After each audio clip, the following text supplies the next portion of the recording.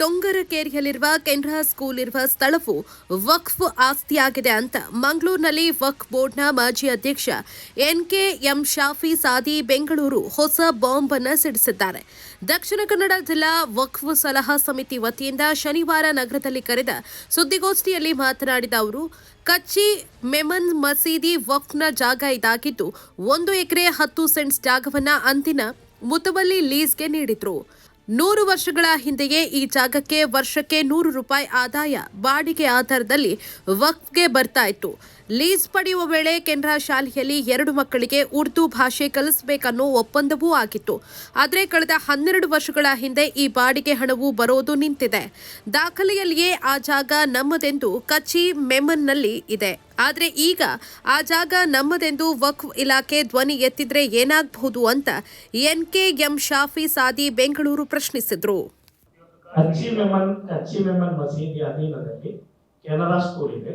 Canara school ಅಲ್ಲಿ 1 ಎಕರೆ 10 scent ಜಾಗ, ಅದು ಆವತ್ತು ನಮ್ಮ ಮುತವಲ್ಲಿ ಅವರಿಗೆ ಲೀಸಿಗೆ ಕೊಟ್ಟಿದ್ರು. ಕಳೆದ 12 ವರ್ಷಗಳ ಮುಂಚೆ ತನಕ ಕೆನರಾ ಸ್ಕೂಲ್ನಿಂದ ₹100 ನಮಗೆ ಆದಾಯ ಬರ್ತಾ ಇತ್ತು. ವಕ್ಫಿಗೆ ಲೀಸ್ ದುಡ್ಡು ಕೊಡ್ತಾ ಇದ್ರು.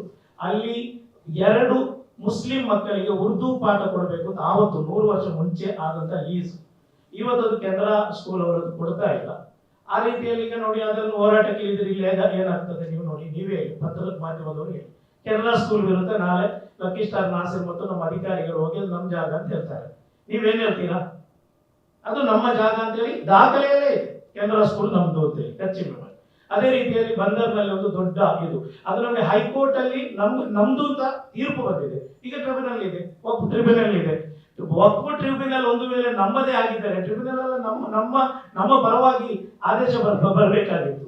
ಅತಿ ಹೆಚ್ಚು ವಕ್ಫ್ ಟ್ರಿಬ್ಯುನಲ್ ನಲ್ಲಿ ಅದೇ ನ್ಯಾಯಮಂಡಳಿ ವಕ್ಫ್ ನ್ಯಾಯಮಂಡಳಿಯಲ್ಲಿ ಬಂದಿರುವಂತಹ ಆದೇಶ ವಕ್ಫ್ ಬೋರ್ಡ್ ವಿರುದ್ಧ.